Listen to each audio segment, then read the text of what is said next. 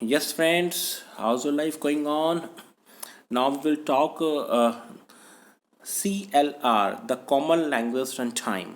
The Common Language Runtime, properly known as CLR, is the heart and soul of the .NET framework. As the name suggests, CLR is a runtime environment in which programs written in C# and other .NET languages are executed.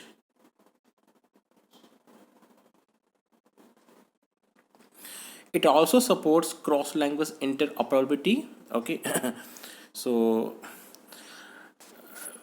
figure 2.5 gives a diagrammatic summary of the major components of the CLR. So let's move to figure. Okay, CLR. Okay, it has common type system, intermediate language, execution support function, security, garbage collection, class loader, and memory layout. Okay, so components of CLR. Okay, this is the component. These are the components of CLR. So friends, the CLR provides a number of services that include loading and execution of programs, memory isolation for applications, verification of type safety, compilation of IL into native executable code, providing metadata, memory management, automatic garbage collection, enforcement or security, interoperability with the other systems, managing exceptions and errors, support for tasks such as debugging and profiling. So figure 2.6 shows a flow chart of CLR activities that go on when an application is executed. The source code is compiled to IL while the metadata engine creates metadata information. IL and metadata are linked with other native code if required, and resultant IL code is saved. During execution, the IL code and any requirement from the base class library are brought together by the class loader. The combined code is tested for type safety and then compiled by the JIT compiler to produce native machine code, which is sent to runtime manager for execution. Okay, so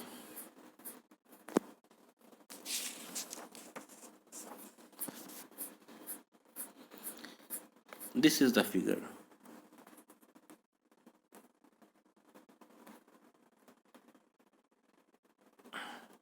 Right, now you can pay attention. C# source code, compiler, IL and metadata, linker, exe code, class loader,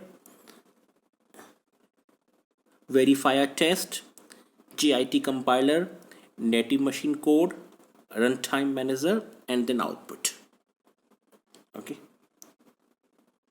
so for IL metadata, okay, data engine, linker, other native code, class loader, basic class library. Okay, so this is the flow chart of CLR activities for executing a program.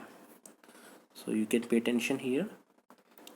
C# source code, compiler, IL and metadata. This is metadata engine, linker, other native code, exe code, class loader, basic class library, verifier test for type safety, JIT compiler, native machine code, runtime manager, and output.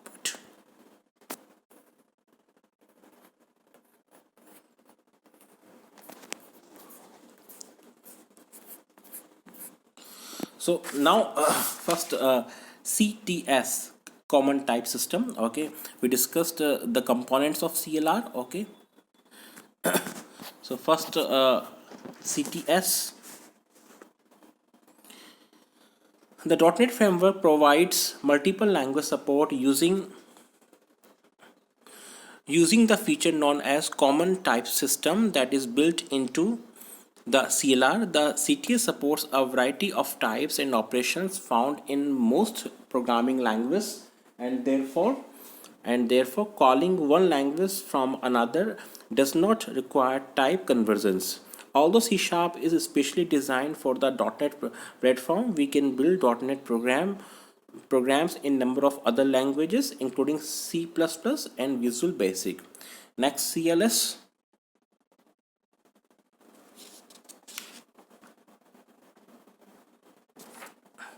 The common language specification defines a set of rules that enables interoperability on the .NET platform. These rules guide to third-party compiler designer and library builders.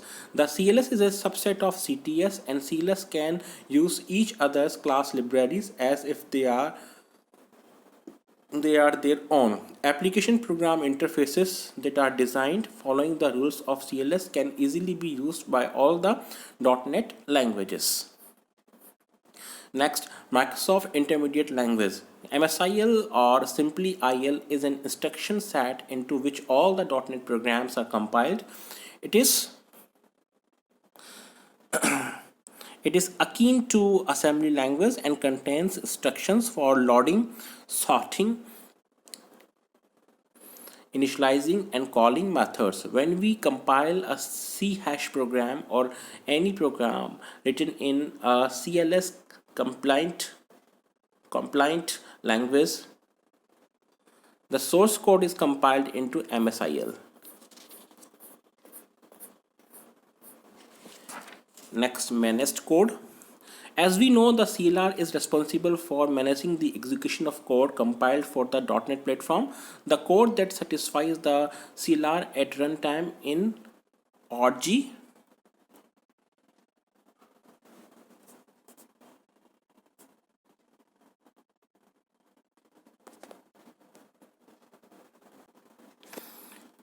So as we know, the CLR is responsible for managing the execution of code compiled for the .NET platform. The code that satisfies the CLR at runtime in order to execute is referred to as menaced code. Compilers that are compatible to the .NET platform generate menaced code. For example, the C# compiler generates menaced code. The menaced code generated by C# and other compilers capable of generating menaced code is IL code.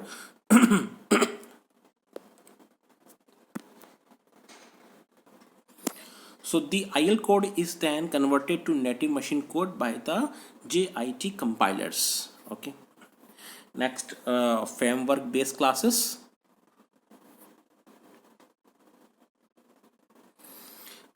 .NET supplies a library of base classes that we can use to implement application quickly.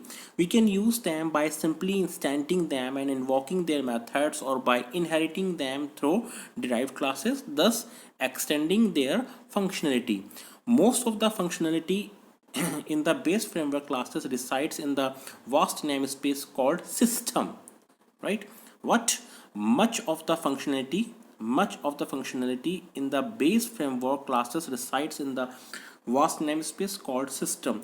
We can use the base classes in the system namespace for many different tasks, including first, input output operations; second, string handling; third, managing arrays, list, maps, etc., accessing files in file system; next, accessing the registry; next, security; next, windowing, Windows messages, database management, evaluation of mathematical functions, drawing, managing errors and exceptions, connecting to the internet, and many more. Next, user and program interfaces.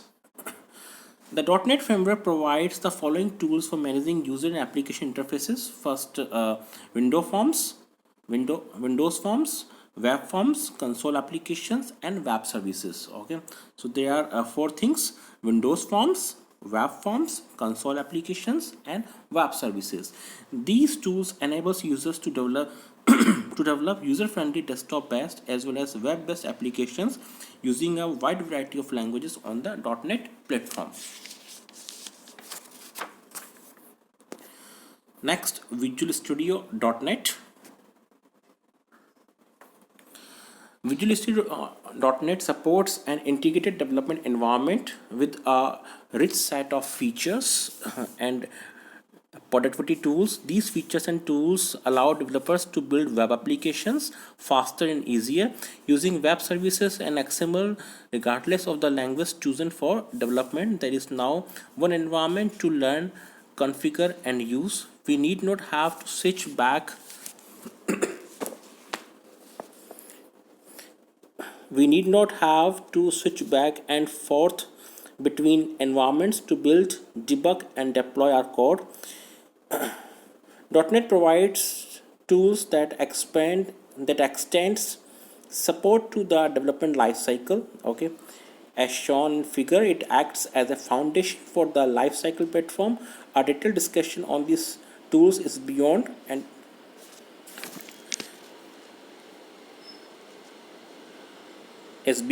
the scope of this video.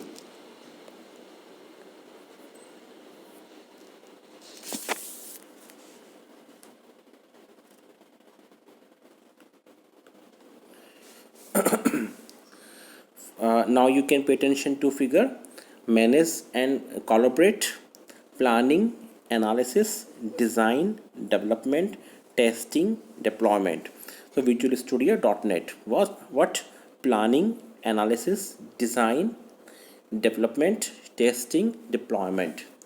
Now you can pay attention to diagram, right? This one.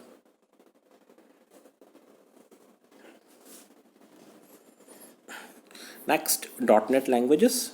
The .NET framework is language neutral. Currently, we can use a number of languages for developing .NET applications. They include native .NET, C#, especially created for .NET, C++, Visual Basic, JavaScript. Third-party languages: COBOL, Perl, Python, Smalltalk, Mercury, Scheme. All .NET languages. See, all .NET languages are not created equal. Some can use the components of other languages, some can use the classes produced in other languages to create objects, and some languages can extend the classes of other languages using the inheritance feature of .NET. So friends, it was all about .NET. I hope you must have got knowledge. Thank you very much.